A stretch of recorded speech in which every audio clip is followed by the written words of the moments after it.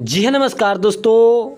जी हाँ स्टूडेंट, आप लोग के बीच में बहुत ही बड़ा क्लास लेकर आ गए हैं। जैसा कि आप लोग जानते होंगे कि बायोलॉजी का क्लास चलता है। क्या बायोलॉजी का क्लास चलता है जो 6:30 में, शाम 6:30 में, और रविवार को प्रीवियस ईयर का क्वेश्चन कराया जाता है। तो आप लोग देखना मत भूलिएगा रविवार को। बता दें कि एसएससी, जीडी और एमटीएस के लिए रविवार क्या चलाया जाता है। तो आप लोग कहिएगा कि सर क्वेश्चन प्रैक्टिस करते हैं, प्रीवियस ईयर का क्वेश्चन करते हैं। बता दें कि 6:30 में आप लोग को बायोलॉजी करते हैं और सुबह 6:30 में 11 महीने का करेंट अफेयर करते हैं, जो कि सितंबर 2020 से अगस्त 2021 तक की है। 2021 तक की है। तो आज की क्लास पे चलते हैं दोस्तों, आज की क्लास पर चलते हैं। उससे पहले आज हम पढ़ने वाले हैं क्या, तो आप लोग कहिएगा कि सर हाँ, आज हम पढ़ेंगे प्रकाश संश्लेषण। इससे पहले आप लोग नहीं देखे हैं वीडियो तो जाकर देख सकते हैं, चैनल पर डलाया गया है, प्लेलिस्ट बन गया है, उसमें जाकर देख लीजिए। बोटनी हम पढ़ते हैं, बोटनी में आज हम पढ़ेंगे प्रकाश संश्लेषण पढ़ेंगे, फोटोसिंथेसिस पढ़ेंगे क्या होता है। उससे पहले एक जीतने का मज़ा तब आता है जब सभी आपके हारने की इंतज़ार कर रहे हो। दोस्तों, जीतने का मज़ा तब आता है जब आपको हारने का सब इंतज़ार करता हो, तो आप लोग को जीतने का मज़ा आता है। और बता दें कि आप लोग पीडीएफ के लिए व्हाट्सएप ग्रुप में जुड़ जाइएगा। कहाँ? व्हाट्सएप ग्रुप में जुड़ जाइएगा। तो चलते हैं आज की क्लास पे। प्रकाश संश्लेषण होता क्या है? प्रकाश संश्लेषण दोस्तों होता क्या है? जल प्रकाश और पूर्ण हरित तथा कार्बन डाइऑक्साइड की उपस्थिति में कार्बोहाइड्रेट का निर्माण होता है। उसको हम क्या कहते हैं? तो आप लोग कहिएगा कि सर प्रकाश संश्लेषण कहते हैं। क्या कहते हैं सर? तो आप लोग कहिएगा कि सर प्रकाश संश्लेषण कहते हैं। आपसे हम पूछे कि कार्बन डाइऑक्साइड और जल कहाँ से लिया जाता है प्रकाश संश्लेषण में, तो आप लोग बताइएगा कि सर कार्बन डाइऑक्साइड वायुमंडल से लिया जाता है। कार्बन डाइऑक्साइड कहाँ से लिया जाता है? तो आप लोग बताइएगा कि सर वायुमंडल से कार्बन डाइऑक्साइड लिया जाता है और जल से ऑक्सीजन लिया जाता है। समझ में आ रहा है? चला, ऑक्सीजन लिया जाता है। ऑक्सीजन लिया कहाँ से लिया जाता है? जल, यानी कि जल से ऑक्सीजन लिया जाता है। यहाँ तक क्लियर होना चाहिए। और बता दें कि जड़ से जल लिया जाता है। समझ में आ रहा है? पेड़ पौधा में आप लोग जड़ देखे होंगे, उसमें जल लेता है पेड़ पौधा। कहाँ से? तो आप लोग कहिएगा कि सर जल से लेता है। समझ में आ रहा है? चला, बता दें कि कार्बन डाइऑक्साइड और कार्बन डाइऑक्साइड और जल प्रकाश संश्लेषण, सूर्य से प्रकाश और क्लोरोफिल की उपस्थिति में क्या करता है? ग्लूकोज का निर्माण करता है। उसको हम क्या कहते हैं? तो आप लोग कहिएगा कि सर हम क्या कहते हैं? प्रकाश संश्लेषण, फोटोसिंथेसिस कहते हैं। समझ में आ रहा है? चला, तो आप लोग कहिएगा कि जी सर समझ में आ रहा है। चला, समझ में आ रहा है। बता दें कि कार्बन डाइऑक्साइड स्थलीय पौधे में कार्बन डाइऑक्साइड कहाँ से लिया जाता है? तो आप लोग कहिएगा कि सर वायुमंडल से लिया जाता है। कार्बन डाइऑक्साइड कहाँ से लिया जाता है? तो आप लोग कहिएगा कि सर वायुमंडल से लिया जाता है। और क्लोरोफिल की उपस्थिति में यह भोजन बनाता है। तो आप लोग से पूछेगा कि प्रकाश संश्लेषण के लिए मुख्य घटक क्या है, कितने घटक है? तो आप लोग बताइएगा कि सर 5 घटक है। क्या है? 5 घटक है। कौन कौन सा? तो जल, प्रकाश, सूर्य के प्रकाश, पूर्ण हरित यानी कि क्लोरोफिल, कार्बन डाइऑक्साइड, और क्या हो जाएगा दोस्तों? तो आप लोग कहिएगा कि सर प्रकाश संश्लेषण होता है इससे। तो आप लोग यहाँ तक क्लियर है? यहाँ तक क्लियर होगा दोस्तों। स्थलीय पौधा में क्या होता है? कार्बन डाइऑक्साइड लिया जाता है वायुमंडल से। चलते हैं आगे, जानते हैं दोस्तों क्या होता है जलीय पौधा में। जल में घुलन कार्बन डाइऑक्साइड लिया जाता है। आप लोग जलीय पौधा को देखे होंगे, तो आप लोग कहिएगा कि सर वायुमंडल से पेड़ पौधा कार्बन डाइऑक्साइड ले लेता है जो जल में पौधा होता है वह कैसे लेगा वायु, कैसे लेगा कार्बन डाइऑक्साइड? कार्बन डाइऑक्साइड लेगा तब ना खाना बनेगा। तो आप लोग से हम बताते हैं सर कि कार्बन डाइऑक्साइड जल में घुलनशील कार्बन डाइऑक्साइड से क्या लेता है? जल में घुलनशील कार्बन डाइऑक्साइड से पेड़ पौधा कार्बन डाइऑक्साइड ले लेता है।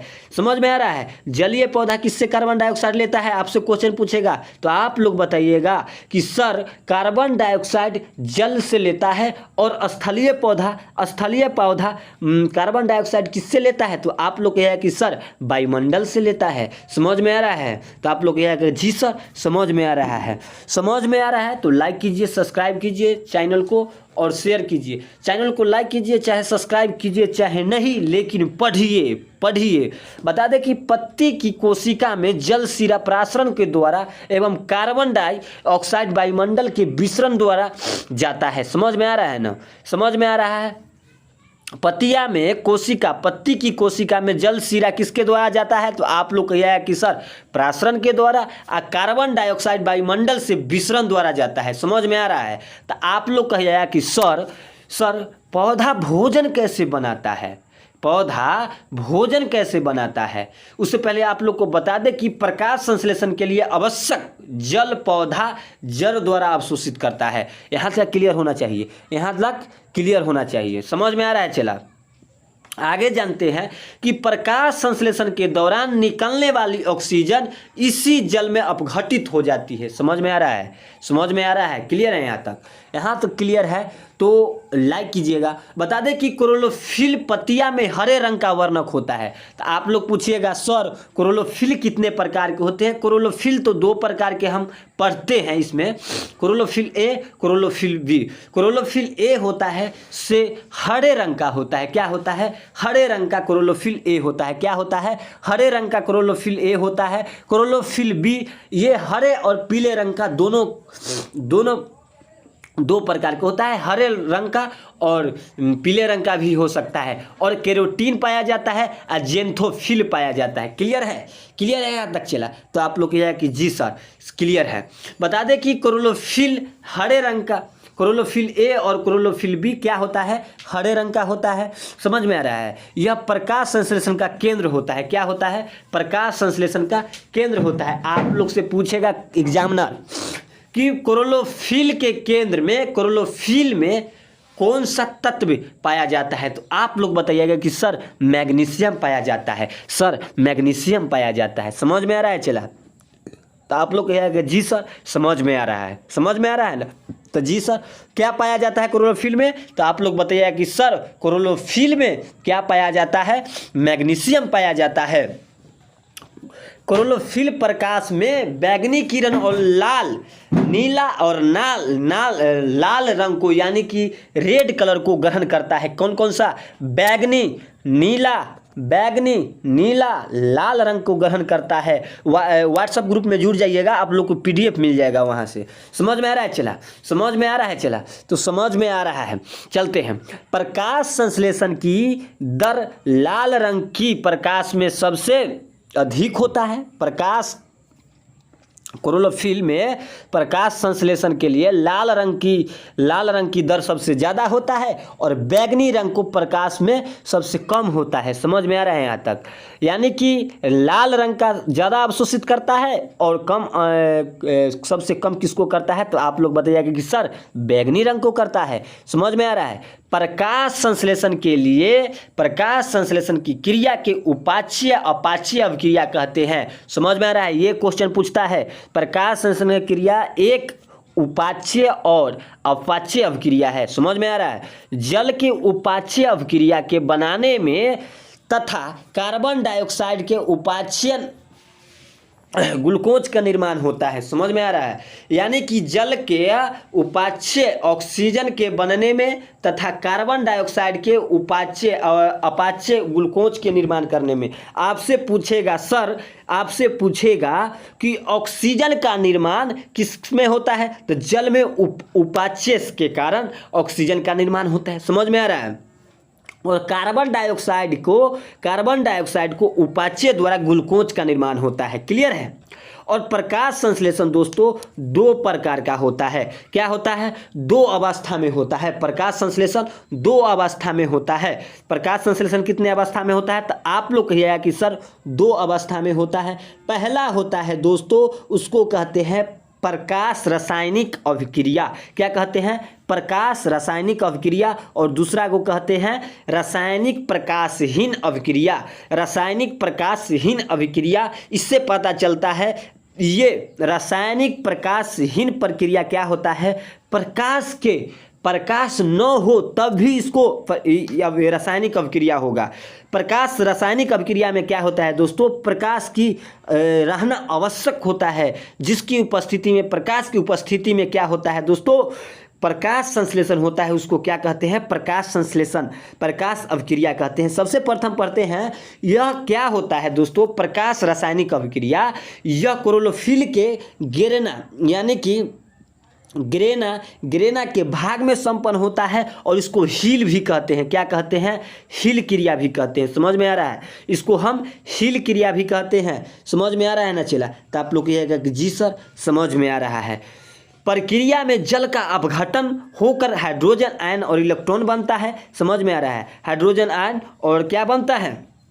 इलेक्ट्रॉन बनता है। और बता दें कि इससे पिछला वीडियो आप लोग नहीं देखे होंगे तो समझ में नहीं आएगा, तो आप लोग बाद में नहीं कीजिएगा कि सर आपको पढ़ाते हैं समझ में नहीं आता। इससे पिछला वीडियो जाकर देखिए, तब समझ में आएगा आप लोग को। जल के अपघटन इस सब पिछले वीडियो में हम बता चुके हैं थोड़ा थोड़ा, और इसमें पूरा हिंट्स देते हैं, पूरा समझाते हैं। जल के अपघटन के लिए ऊर्जा प्रकाश से मिलनी है।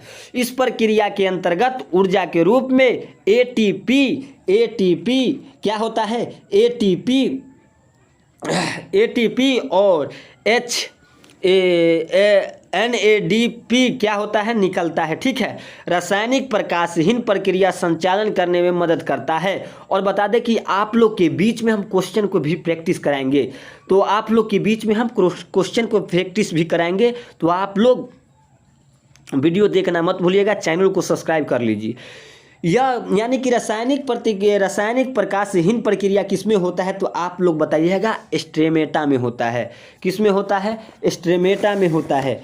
इसमें होता है, स्ट्रेमेटा में होता है। इस प्रक्रिया में कार्बन डाइऑक्साइड का उपाच्य होकर शर्करा एवं स्टार्च बनता है। समझ में आ रहा? शर्करा एवं स्टार्च बनता है। और बता दें कि शर्करा और स्टार्च ही पौधा की भोजन होता है। क्या होता है? शर्करा या स्टार्च के शर्करा के रूप में ही पौधा क्या करता है? भोजन ग्रहण करता है। समझ में आ रहा है? तो आप लोग कहिएगा कि सर भोजन बन जाएगा। क्या बन जाएगा? भोजन बन जाएगा। भोजन बन जाएगा। और पत्तियां के विभिन्न अंग तक कैसे पहुंचेगा उसके बारे में समझते हैं।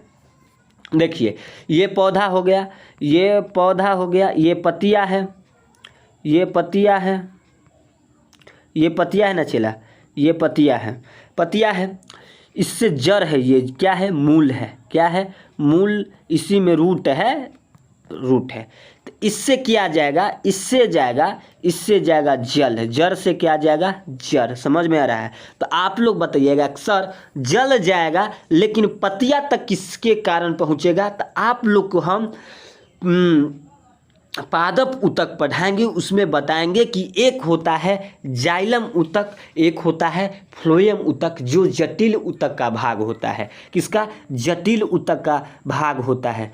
जटिल ऊतक का भाग होता है। एक होता है कौन? जाइलम ऊतक, एक होता है फ्लोएम ऊतक। क्या होता है? फ्लोएम ऊतक। इसके बारे में हम पढ़ेंगे। और बता दें कि जाइलम है से जड़ से जल लेकर जाता है कहाँ तक? तो आप लोग को हम बता दें कि आप लोग कहिएगा कि सर पत्तियां तक लेकर जाएगा जाइलम जल को। और बता दें कि जो भोजन बन जाएगा, प्रकाश संश्लेषण भोजन बन जाएगा, स्टार्च के रूप में अपना भोजन ग्रहण करता है पौधा। आपसे पूछेगा कि पेड़ पौधा अपना भोजन किसके रूप में संग्रहित करता है? तो आप लोग बताइएगा स्टार्च के रूप में। समझ में आ रहा है ना? स्टार्च के रूप में। किसके रूप में? स्टार्च के रूप में। और भोजन पत्तियां में बन जाएगा। क्या? किसके कारण बन जाएगा? किससे क्वेश्चन पूछेगा कि प्रकाश संश्लेषण किसके कारण होता है, तो आप लोग बताइएगा क्लोरोफिल के कारण। क्लोरोफिल के कारण। क्लोरोफिल कितने प्रकार के होते हैं दोस्तों, तो आप लोग बताइएगा कि 2 प्रकार के होते हैं।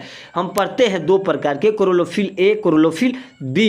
क्लोरोफिल ए होता है और बी होता है जो हरे रंग का होता है। और बता दें कि पत्तियां में रंध्र पाया जाता है और रंध्र में यानी कि क्लोरोफिल में मैग्नीशियम पाया जाता है। कौन सा तत्व पाया जाता है, तो आप लोग बताइएगा कि सर मैग्नीशियम पाया जाता है। क्लियर है।